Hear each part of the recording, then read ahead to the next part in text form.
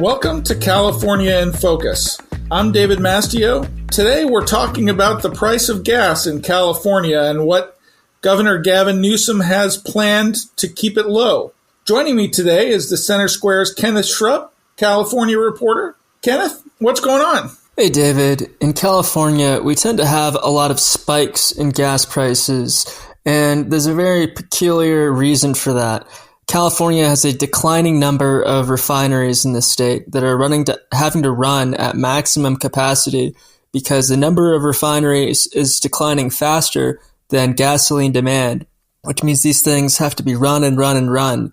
And when they go down for maintenance, they're going down for longer and longer, which means that we see large spikes in prices when these systems go offline. Now, the older these systems get, the harder it is for these to stay running all the time. So we're really reaching a critical inflection point at which we will continue to see sustained price shocks unless there's more investment into refining capacity. But with California trying to ban the sale of all new gasoline-powered cars starting in 2035, there's very little incentive for anyone to build a refinery here.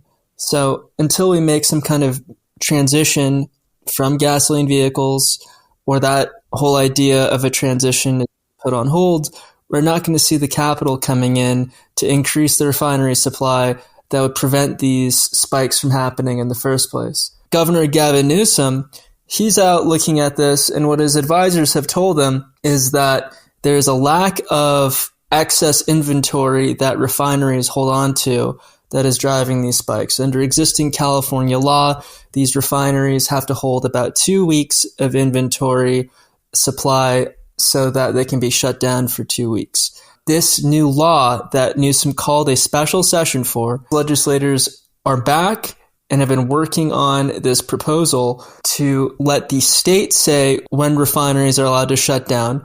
The other thing this proposal has is it would require these huge new storage tanks to be constructed. We don't even know how much they want to store. And that's another problem here. This regulation wants to just give the California Energy Commission just pretty wide leeway to figure out when these refineries are going to be shut down, how much storage capacity to have. Chevron, which does have the plurality of refinery capacity in California, is saying these tanks, it's going to take 10 years to build them. Each of these tanks is going to cost $35 million. And on top of that, we have states that rely on California for its refining capacity. Nevada and Arizona, they use our gas. California is an energy island. They're saying they're really afraid of supply shortages that would come from having to fill up these tanks due to mandates, and then also from the state being able to have control over when there are shutdowns, which could lead to even bigger shutdowns when something really goes wrong instead of when allowing regular maintenance to happen. So who is all opposing this? Chevron, Arizona, are California Republicans saying anything? Yes, so Chevron, Arizona, Nevada. Remember, Arizona has a Democrat for a governor. Nevada has a Republican. They signed a joint letter which shows just how concerned Republicans and Democrats are about this. California Republicans have also come out in opposition to this, and they've brought up some interesting problems due to California's environmental regulations that will make this problem even worse, which is that there are not as many ships that are going to be allowed to bring in oil to be refined in California. That means that as California oil production goes down because the state's trying to ban oil drilling wherever possible, we make, I think, something in the 285,000 barrels a day. That number's going down. All this other oil has to come in through our ports, which are ranked as some of the worst in the world time after time. They are some of the worst ports in the entire world, worse than third world countries. And if we're not even going to be able to get enough oil in, which means prices are going to keep going up anyway with these new regulations that already haven't passed, this bill could very likely mean gas is going to get more expensive than it already would have been. Has anybody considered that raising gas prices is not a bug, it's a feature?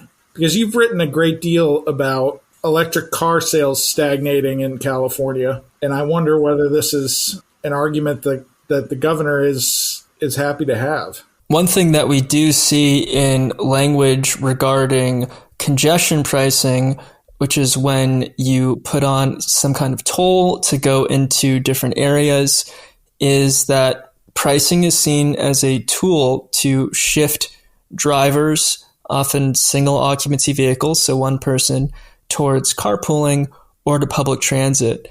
No one is specifically saying, we're going to make gas so expensive that we're going to put people into other modes of transportation, whether that's an EV or carpooling or public transit.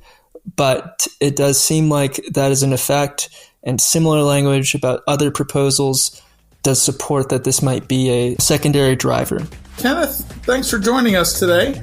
Listeners can keep up with this story and more at thecentersquare.com.